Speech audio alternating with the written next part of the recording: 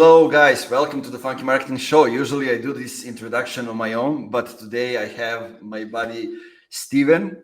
It's his second time on the Funky Marketing podcast. We switched a little bit the topic of the podcast and the way we communicate went into more practical things.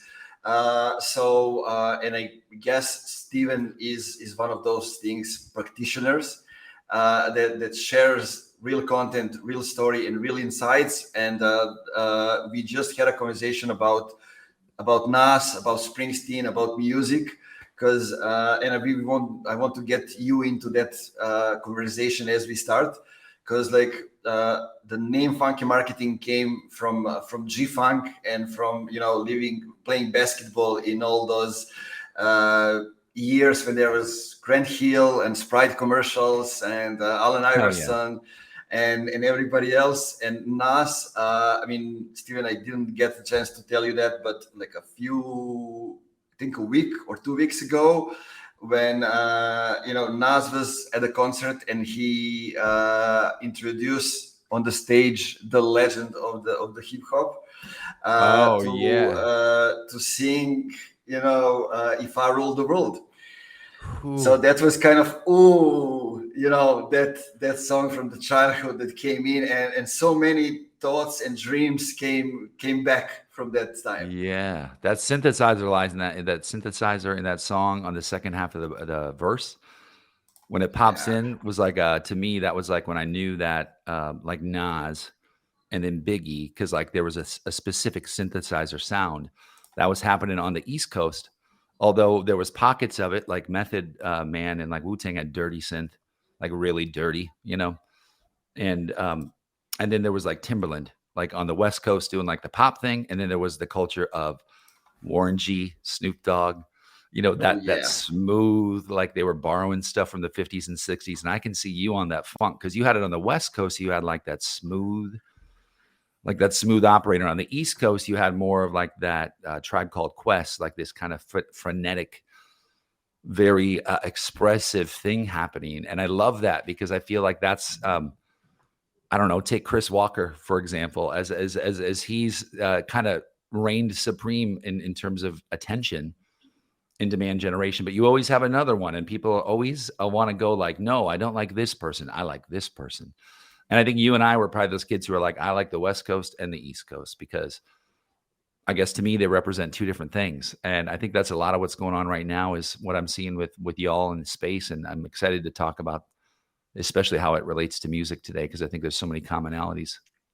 Yeah. And look, like the way I look at the whole global market now and the way I was looking at, East and the West Coast at the time, like as a kid from Serbia, I was just listening to music, right? Yeah. It's just music, whatever is good.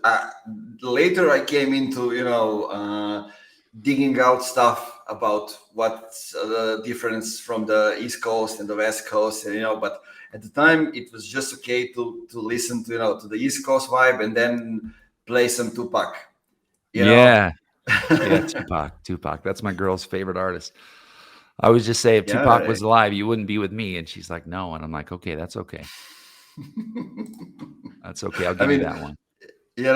That's kind of true. Because he was a star at the time. Now we are, something different. But if you look at the business world, in other environments, we can go as a star. Somebody who's paving a path for something else to happen. And I always go back to the times when Tupac went out of the jail.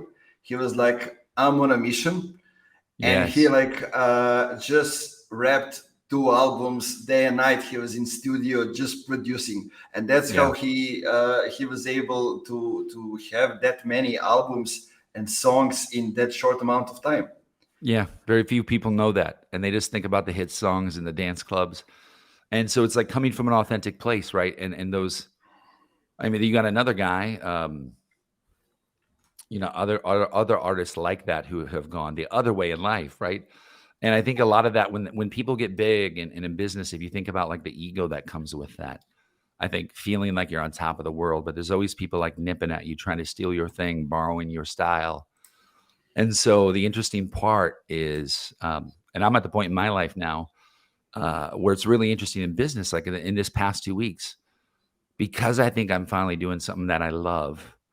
It doesn't have to have a category on it, because I'm like, well, I don't know about that. Like, I don't know about if Exactly. I'm demand generation, or if we're sales, or if we're marketing. It's content-led selling.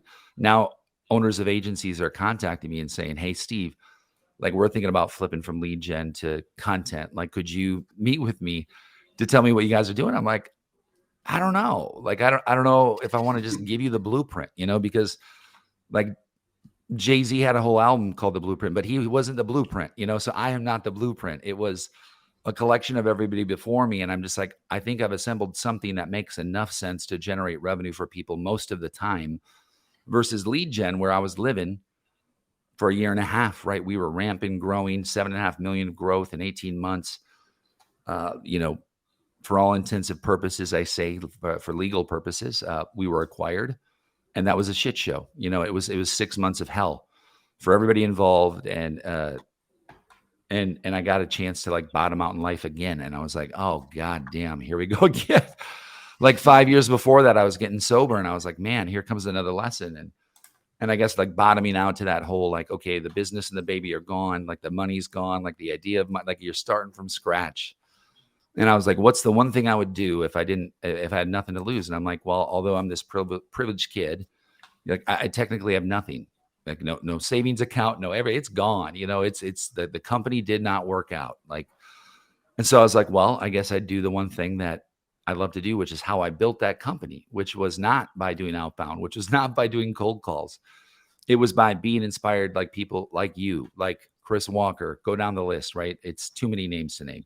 Zeneb, right? Throw Zeneb in there. More people that people don't talk about enough.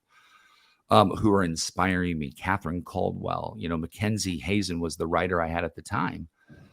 And I'd worked with her at Scaled. And when I called Jake Dunlap and said, hey, I need some help, he said, what about LinkedIn? I said, what about it? And, like a lot of people, and I forget that, right? I was like, how do you create a post? Like a post like you do, like a broetry or whatever. And so he said, she meets with you and then she kind of writes for you. And so we started doing that, and it started working really, really well. And I felt on top of the world, man. I mean, we were getting a lead a day and we were closing 50% of them. Now, I was kind of like, this is the ATM. Like, this felt a lot like that. And this is like the point of the story, like right before the commercial break, where you go, and then it all fell apart, right? Because what we were doing wasn't sustainable. Like, you cannot, like, today's society is not accepting lead gen. It does not want that. It doesn't want to pick up the phone. Spam blockers everywhere. SDRs don't give a shit if they make 100 grand a year. It's still like a hell job because it doesn't work. And if it worked, they would want to do it, because nobody wants to get beat up all day. They look at what you do and go, well, that seems really fun. And then you go, well, I can also show you that this is a lot of work. My tasks are not maybe cold calls. My tasks are knocking 98 things out in a project management board for a design category. While we're worried about getting appointments still, but we don't have the mechanism to pull the lever. We have to depend on an overall spirit of a campaign to do the work. And that's a lot of fucking pressure, if you ask me, because I've learned that I love it. But man, the creative tension of making something work when someone's spending 100 grand, 200 grand with you to make it happen, I think that's beautiful, because the pressure creates something great almost every time. Exactly, but you need to know how to deal with it, right? That's the first thing, before you get into all those things, because there are a lot of people that aren't prepared to bear that pressure, right? And the pressure is what gets you to extraordinary results, but you need to know how to deal with it. And I mean, you said a lot of things in that your whole spiel, how you explain the things, about how it went with the company, how it went the acquisition, that you got yourself back together. But one thing that remained, right? You learn the power of content, of communication, of creating relationships with people. Yeah. And now you are basically seeing how I can make all those things work, and how I can help companies with showing them exactly the patterns that I'm seeing, right, from that perspective. And it's not easy. I mean, dive into those things, but it's not easy. I was reading your post, actually a few of your posts from last few days. First one is, you explaining sort of the things that you do with the CEO, with the founders. Yeah. But and I always stop when I get to the part when you said, or I said, or everybody else said, you need to get into the comments. You need to get into actually relationship, and that's the hardest part to sell to anybody. I mean, you can go and extract content from them, words, or they can write it, but to invest time to respond to the comments or actually engage on other people's posts, that's like huge masterfuck that you need to find the solution for. Yeah. There's no software to do it. And I think a lot of people think there is, right? I think they think you just buy automation software. And I think the point they're missing is the point. Like, what good is connecting with somebody unless there's an exchange of value afterwards? In other words, and there's so much of that with all of us. And so I think it's still at this point where you connect with them, right? And then, like normal life, you hang around them. Do I like them? Do I align with them from a value standpoint? Is the vibe good? Cool. If you like them, you hang out with them more. And so much like high school, it's so much like all these other things that we've done in life. And we want to like manufacture it. And we all know the kid who came to high school all dressed up and trying to look perfect and say the right things, ended up in a mental hospital 2 years out of high school, because that isn't how real life works. And I think we all show up like that, and we want to be this thing we're not, right? And then we can't figure out why it's not working. And that's where I felt guilty, like, because we can talk about these things that we think work, these concepts, but we fail, and people pay us money and we still fail. And so services, though, it's like you never have it figured out. Nobody ever does. And you're always trying to do something better than they could do it themselves. It does not guarantee that it will work. And I think that when we mentioned pressure, going back to that, it's like, well, if you're an artist making a CD, the record label maybe just gave you 2 million, 5 million. It's just the same as a venture capital fund, right? They give you money to make money. And with that innately is an immense amount of pressure. And you and I are in a situation where nobody's giving us money except our customers. So like the people you have to make happy are your customers, not your board, not your VC. You don't have to have a certain year-over-year growth. It's all, what do you want to do? And so like next year, I'm like, man, I don't want to tune life up. I want to tune it down. So why not try to get a few really great customers instead of a lot of customers? Because I've been down that path before, and rapid growth breaks quickly. And I want this thing to last for a lifetime, because I think that it can, as you know, it evolves. Like there is no shortage of figuring out how to make someone content operate on a new platform. And I think being on that edge of that, well, I'm going into my 50s in a couple of years, man, I'm 46. Like I want to spend this next 5, 10, 15, 20 years or whatever, being able to apply all the mistakes that I made the first 25 to 30 years, because that's how you learn, brother. I mean, there's no other way to learn, is there? Yeah, I totally agree. I mean, I look at my path, and sort of like in the 90s here was a shit show. So like it was the Civil War and all kind of different stuff. And I always felt like, I'm 10 years behind. So when I finally got into the first agency, got into actually doing marketing for someone, not for myself, because I've been doing it before for myself. Yeah. Like I didn't sleep because I knew like I had to make it up, and to learn faster than the others and grow faster than the others. And luckily I had, I was lucky enough to meet the right people to give me the opportunity to do that. But I go now and I look at people like, everybody wants things to work out in the first 2 weeks or a month or 3 months. And they want, if it doesn't work, then they switch to something else. Just like a relationship in real life, right? Like people do that to people too. Exactly. Yeah. Exactly. I mean, and you need to give some stuff time if you know that you are, going in the right direction. Just and like a there's no relationship, right? Third month is when you really settle in and you're like, I'm starting to trust you. I'm starting to feel exactly. safe with you. Month 2 sucks. You're like, oh God, I'm kind of stuck in this situation. And then you're like, just stick with me. And if you continue to align, like, and you get through there, it's really good, right? But to your point, man, it's the tension, and you're dating like 5 people at once. He's got 5 customers or whatever to keep happy. And I guess, woe is me, but I mean, it's such a fun thing. And I think you would agree that I never wake up. Well, I lie. That was a lie. I do wake up some days and go, I don't want to do this today, but then I just don't do it. And that's the difference, because I can't write great posts or, do a good job assembling a piece of content if I'm sitting there going, man, I'm scrolling through the feed right now. I'm feeling insecure. I'm feeling less than, like I'm not doing enough, right? I scroll past a Chris Walker post and this post and I go, man, I'm failing miserably. Like, holy shit, look Yeah, at these guys. Like, they have the you world see just dangling the by a string. reactions, you see everything. Yeah, yeah. And then you just got to be happy. And that's the tough part for me, is like, I didn't realize I wasn't happy before. Like, I thought I was, right? But I was like, no, because the only thing that would make me happy in that situation was like more growth, more money. And now I'm just like, okay, that doesn't work out.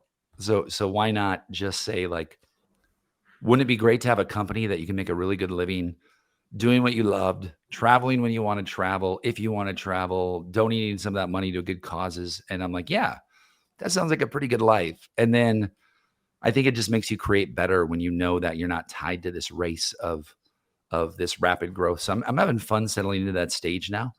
And I'm learning a lot of the things I didn't know how to do. Like, we have a lot of freelancers, right, for video editing.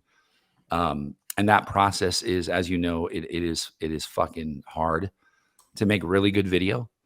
And so, like, learning that process now, because I think that if I don't know how to do it and I just understand the strategy, I'm not doing it justice. To Hmm. understand what YouTube analytics means to a lot of salespeople is foreign. And if you ask most salespeople, do you have a YouTube page? And by the way, that's going to be the new thing. And in the next year to two, we're going to see B2B just explode with personal brand on YouTube. And I feel right now that those people who are strong on LinkedIn need to start teasing out to YouTube, because that's a searchable engine. Nobody's going to LinkedIn and searching like they are on Google. They have a search bar. Nobody's using it. People go to YouTube. And the only thing is, right now on LinkedIn, we have all these people going, yay, in pods, right, every day. Like, the same people. Makes me want to vomit, but whatever. It's going to happen on YouTube, right? They're going to go, yay. And they're going to be like my video. And then I'm do 1,000 views. So now I can do a live thing. And I feel like we need to be ready for this transition back to entertainment versus edutainment, because how many videos can have this guy sitting like here, like you and me, talking about, explaining something? We're all sick of it. And we need to now transition into, give me an enriched experience that can make me get out of the side of these 4 walls of this goddamn Zoom meeting. Please, please, please, please rip down these walls. And so now we're going to have to go back to what people said they didn't want, which is big production, creativity on a small budget, live footage, more cinematic things. And I'm like, I hope people are ready for it. Because No. I don't think they are. Yeah, because you can't tie that shit to a task, right? And so I'm ready for it. Exactly. You're ready for it. I was, I mean, just to kind of revamp, I went through the same things that you did. Yeah. Right? Funky marketing was growing everything, but I realized I don't want to work with just any company, right? Yeah. To be able to pay the people. So I scaled down, and now we are more like consultancy with execution. I still work with the same people, but I'm not hiring them. They are entrepreneurs, and I'm working with them. So each one of them is getting better at specific thing, like writing articles, creating videos, whatever it is.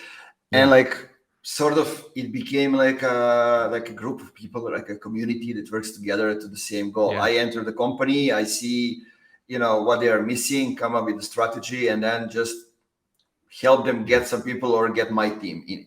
Yeah. Right, from that perspective. But also looking at what you said, just to mention that on one of our next episode, we will have a guy who does exactly LinkedIn LinkedIn, YouTube.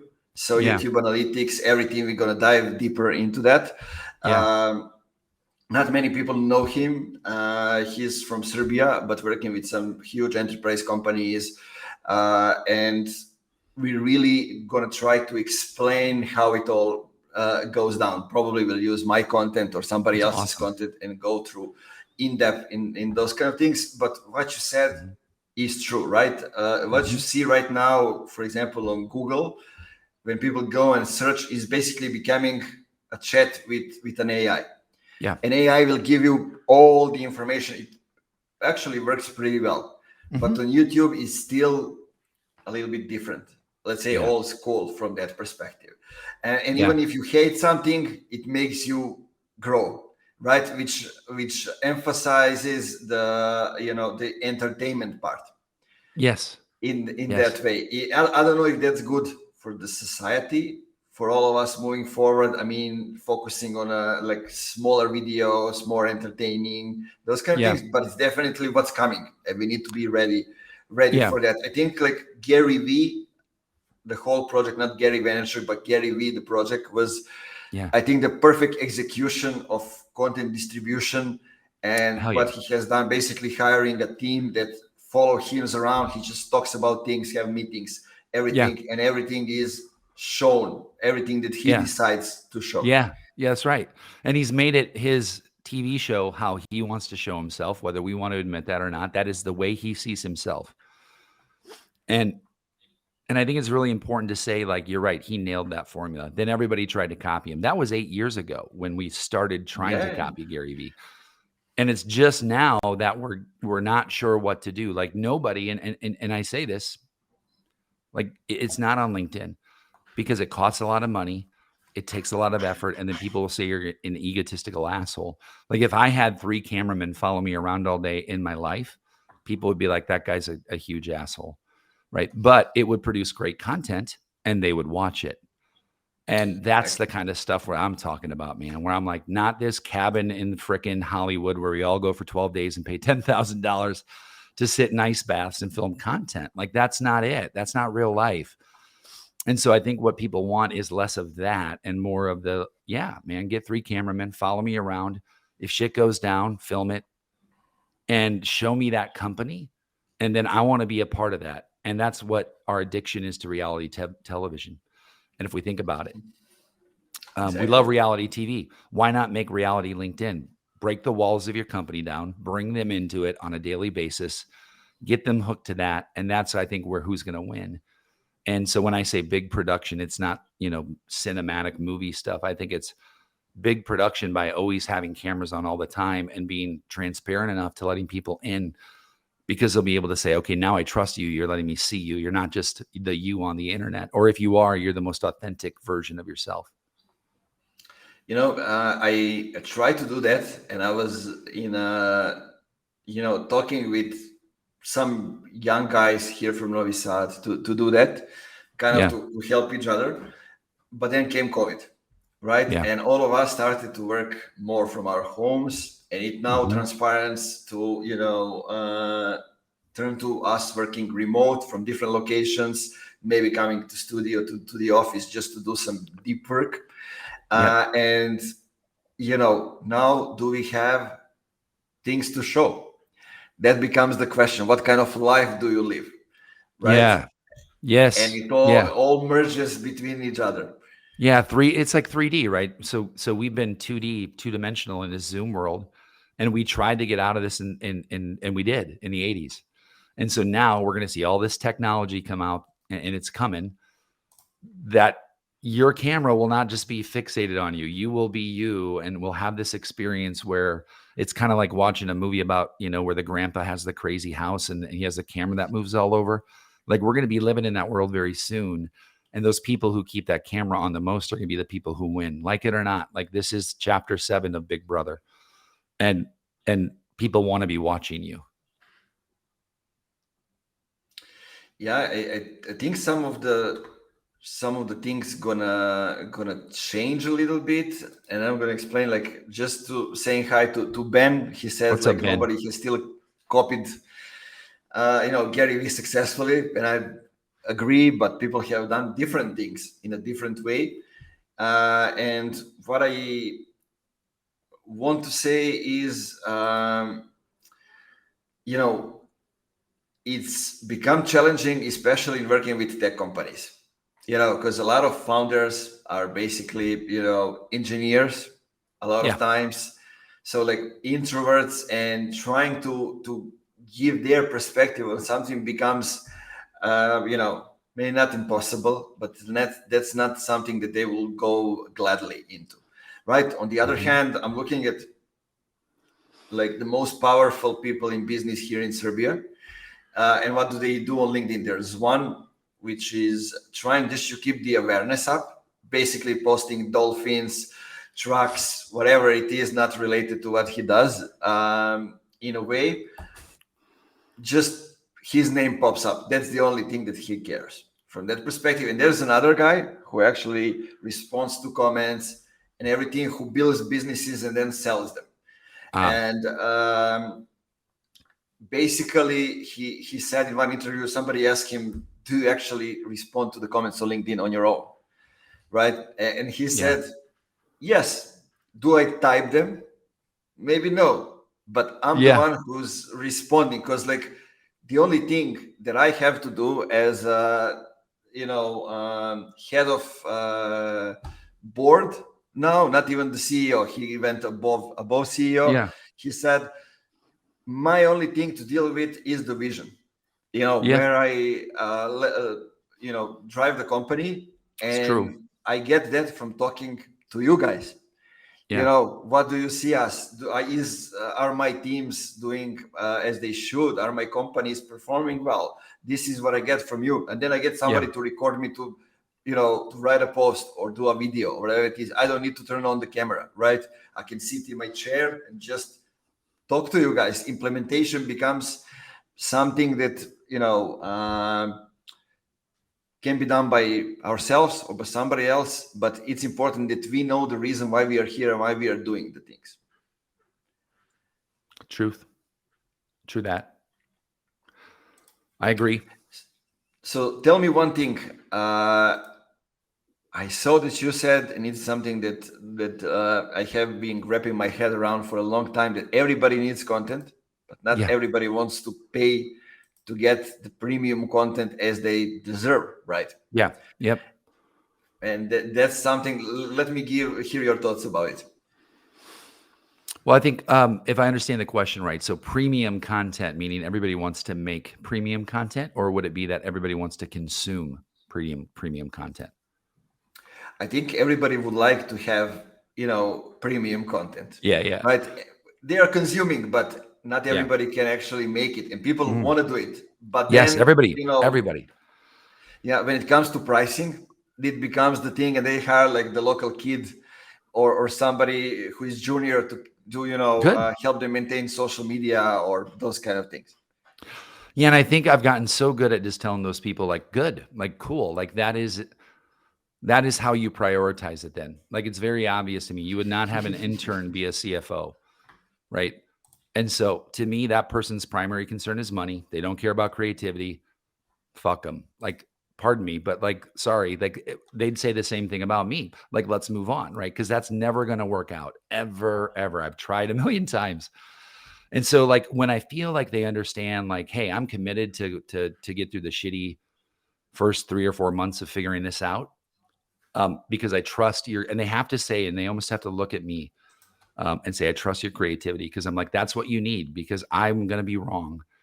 I'm going to go swing for the fences and we're going to miss, but you have to get up and try the next thing, because I have to be willing to tell you when it's not working. I have to tell you when you sound inauthentic. I have to tell you when you sound like something that you're not, because then otherwise I'm doing them an injustice by trying to make them this inflated version of that. Because I tried to do that to myself for 2 years, and then the real life version couldn't live up to that. And when you can't deliver as a company the things you talk about conceptually, you look like an asshat. And I've been there. And so like, I just caution them, don't do that. Do not overextend what you are. Just be authentic. Tell them we're still figuring it out. Tell them we lose sometimes. And then they're going to trust you. It's like, it's so anti-normal, But if we said like, hey, I fucked up more than I lost today, someone would be like, I want to do business with you. And you're like, what? But that's, I think you would agree, like that's what people ultimately will want. But the insecurities want to say, we've got this figured out. And engineers are some insecure people, let me tell you. Like they're introverted, but they're very controlling and they're perfectionists. And they're extremely difficult to work with. And they know that. And so I feel like an engineer, like if they came into you today as a lead, I would look at it and always go 50-50. We just say we're not a fit. Or do we say, let's do it. Let's do it again. Here we go. Like, let's do a 90-day trial, and what is the ROI? And I'm like, man, I don't know. What's your ROI? Nothing. You never have one. Nobody has an ROI. Nobody on their website says, if you work with our tech solution, Snowflake, we will give you a 7x ROI, or you can get your money back. Because Snowflake fucks up too. Salesforce fucks up too. We all have these massive swings, and the people who have the most money have the most money to push the most marketing. This is not a formula that people don't understand. You either create organic stuff that's good enough to go viral, good enough to create people to follow you, or you pay for it and force it on them. And those are vanilla brands. Those are Chick-fil-A, McDonald's, go across the globe, right? And that costs a lot of money to be that brand, because you're trying to get it as close to ordinary to be repeatable as possible. And that's for the large population. They just want to consume bullshit. And so great, go give that to them. Leave everybody else to you and to me, who wants to eat at the restaurant that's off the beaten path. And we will always be successful because we'll be able to be supported by those people who have a vision that's tied to the thing that we're trying to provide, versus trying to serve up a cheeseburger in a salad shop. And I think that it becomes so much easier when you tell people like, no, we don't serve cheeseburgers. I'm sorry. Yeah, I love that comparison. I mean, it's the truth. Either you're gonna find a way to differentiate, or it's gonna cost you a lot of money. And it also goes to the way, do people actually need you, right? Yeah. And how can you make sure that you are, in a must-have category? It goes well with differentiation and how you are unique and how you are telling all those things that people, your target group, will understand that you are unique. Yeah. Right. It goes along well with that. But tell me a little bit about how do you work with companies? What are some things that, that makes you, because I see you stand out with the content, with the way you communicate about things. And I especially love one thing. I got to say that because I had a post the other day about, like everybody became top voices on LinkedIn. Right. Suddenly I see every fifth person has top voices dedicated by LinkedIn. Yeah. And in most cases, that's not what they are known for or what they want to be celebrated for. I saw, I don't know who it was, but it was like top entrepreneurial voice. And he's like, but I'm only talking about branding. Yeah. Right. So, and you have that top voice for specific thing. Niche. You just said, hey, I'm the guy that talks about these things. And I'm the guy who you should follow if you are interested in these specific things. Yeah. Content-led selling. And it's not difficult. It's not this thing, but it's also the what is obvious. The how is always the thing, right? And so what are we trying to do is we're trying to take companies and build off that founder's brand. And it's not just that, right? Because what I'm saying is if I sit and talk to you for 10 hours a month, I'm going to learn so much more about what your company does, what your vision is versus what you said it was when we first met. And so like, I really need to figure out what it is before we go test the messaging. Like, what should the messaging be? What do you want it to be? Like a lot of people just pay people to say like, hey, what is our company? So we spend some time figuring that out. And while we're doing that, we say, well, who do you want to target? But everything is brought into the CRM. Like I'm a big believer that I don't need attribution software to count every tick, but we need something to tie into this system of measurement. And so I think there's a comfort for them because we have a heavy rev ops motion supporting this, heavy rev ops and marketing ops. And so where we're doing on the other side of that is we're producing video content for LinkedIn, video content for YouTube. We're producing full thumbnails, full themes for YouTube's now. And now we're trying to get this cross population to get people established on LinkedIn and starting to push over to YouTube. So it's not just one thing. It's not just explainer videos, testimonials from your customers. There's some live on there. There's some, thumbnailed how-tos. There's a nice shorts of your guests. And like, I think most people would have to look at themselves and say, I don't have that today. And so I look at it from a business perspective.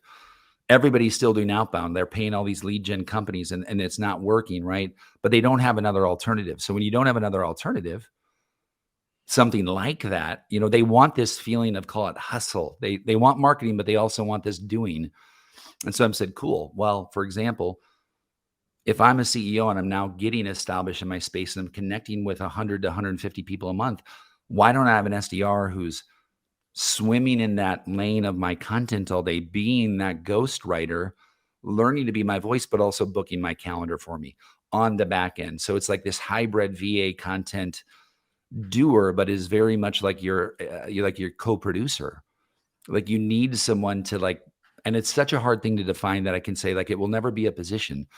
It's always going to be something where you have to have a service come in and be like, this is your Yeti, follow him up the hill or her. And trust that they're going to get your voice right. And right now that person's me, right? Because we're in our first year. So I am that person for 5 people. I write 12 posts a day. Now we have 2 writing interns. We have a chief content officer. So I write 2 posts a day, but I strategically direct a creative session on every client where we get to collaborate, like you said, with your team. And the ideas now are flourishing and we're talking about that. And, Ben asked what the prices are. Like we can do something as basic as get posts with video up 20 days a month on LinkedIn for $5,000. We have companies paying us 20, 25 grand a month for doing full scale. Like we're getting ready to amp up like a game show, like daily podcast where we're bringing their future funnel in as guests who are competing for prizes. And that's a lot of effort to get people to do that. And so when you look at the scope of the swing of that, we kind of say, well, it depends. If you want us to be everything, rev ops, marketing ops, everything in one motion, we'll do that, but it's going to be $25K and you're going to need a budget for production. If you want us to come in and do what everybody else can do, but just do it a little bit better, very much with the secret sauce, $5K. But people will even say, well, how long does it take to work at $5K? 4 to 6 months, you'll see revenue months 4 through 12. And you may see an ROI by month 6 to 8. And you should see an ROI by month 8 to 12. I need it sooner than that. Well, you're not going to get it anywhere else unless you pump money into advertising. And if what you want is leads, we are not your person. We are here to drive revenue, not awareness. And so that's content-led selling, is content that's intentionally made to psychologically get into the roots of the DNA of that person's brain. And they get to say a decision. Do I want to follow you or not right now? Can you change the way I act right now? Can you change what I believe in, or do you align with it this very second? Because we only have very brief time to do that. And that's why the initial impact is so important, to not DM somebody and say, hey, do you want to meet with me? I've got a great service. Just chill out. Let it happen. Let it happen. And stop. I mean, I'm getting so many DMs, and I'll end with this, where people are like, hey, Steve, like, I don't want to pitch you, but here's a link to my ebook. Shut up. You're pitching me. Like, or here's a link to my post from a year ago. I'm like, come on, man, just let me see it.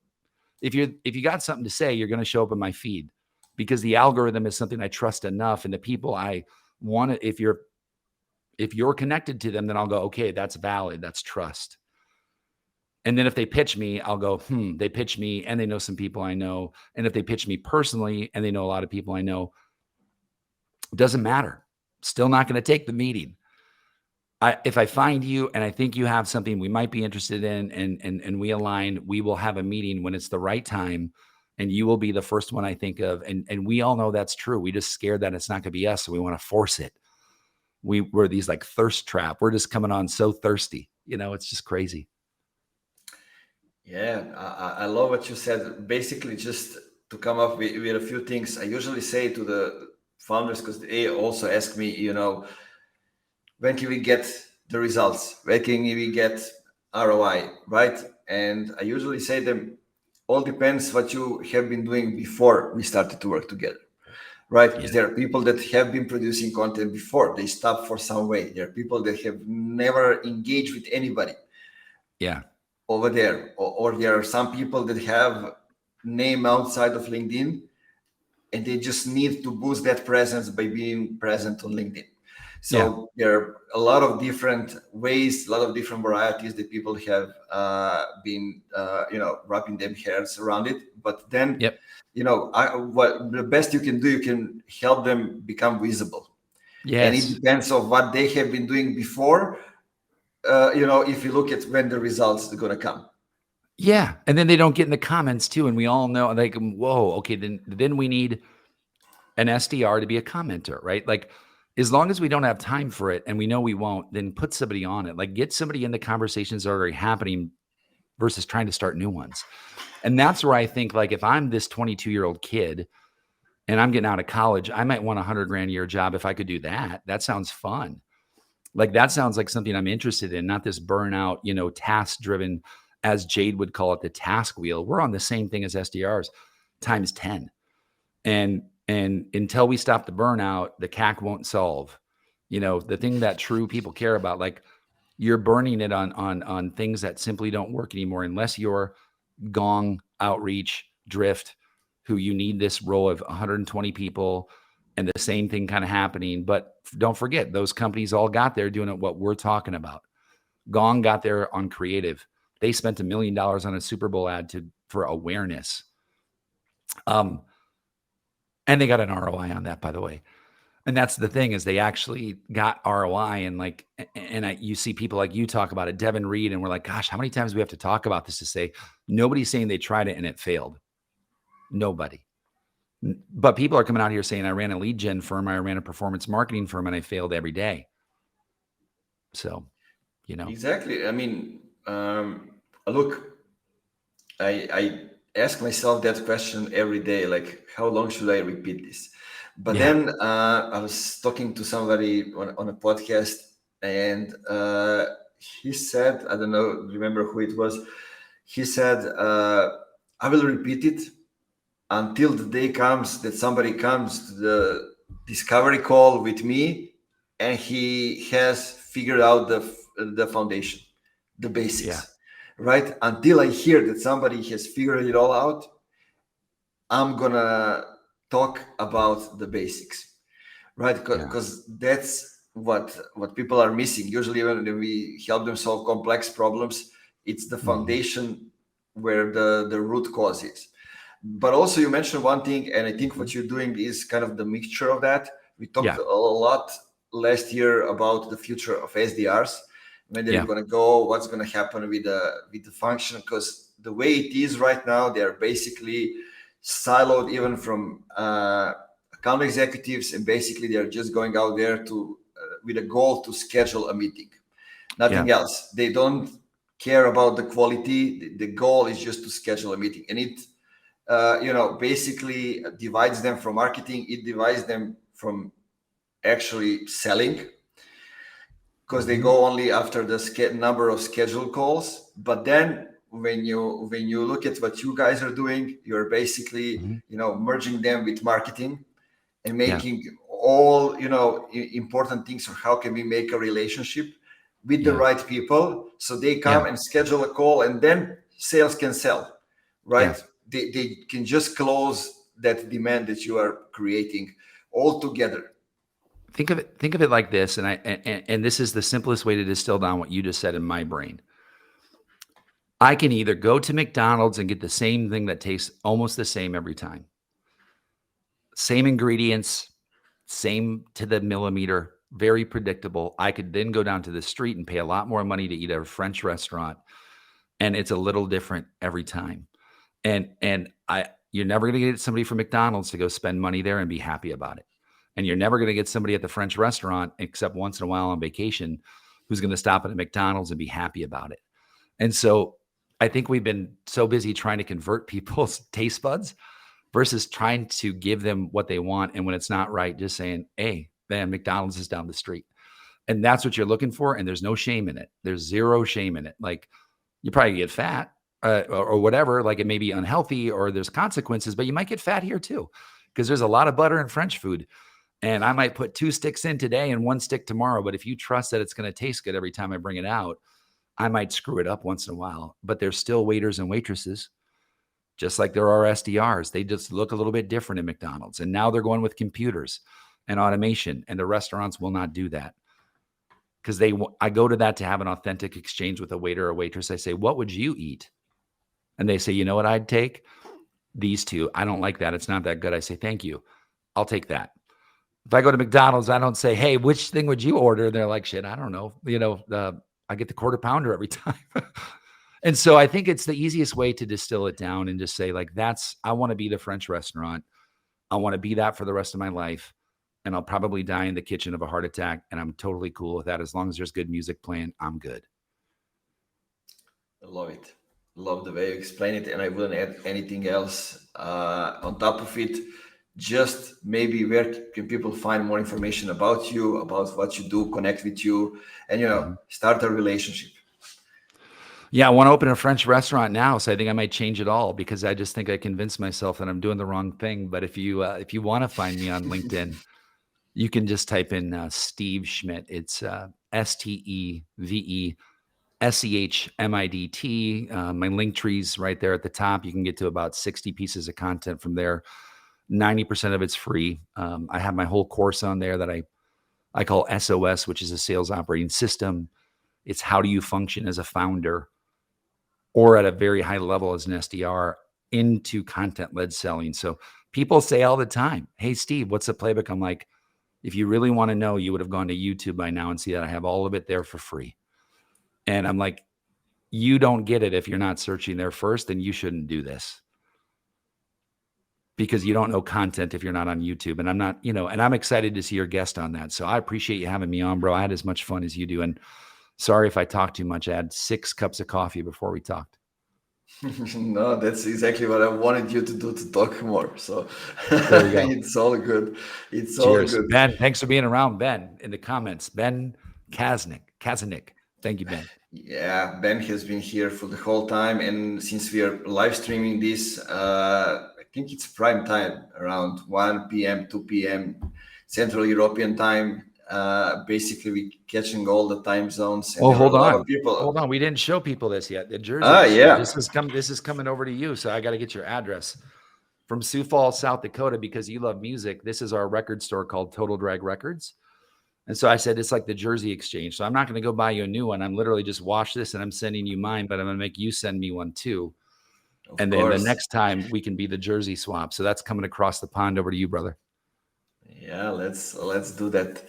What I wanted to just say, so it's like around 15 people were there all the time from LinkedIn, then from some other platforms. So we had some audience, and hopefully as LinkedIn is showing people in the next hours, we'll have more. And then when we publish the episode, finally, I think in 4 weeks. So it's going to be another more jump at the audience. So awesome. Hopefully, if you are listening to this, send a message to Steve and tell him that you saw him on Funky Marketing Podcast. Have open the conversation about music, about life, about selling, about business, all kind of different things. Thanks for having me on. It's always a great time. You produce great content. Thanks for being here, guys. Keep it funky and see you in another episode. Yeah. Peace out, everybody.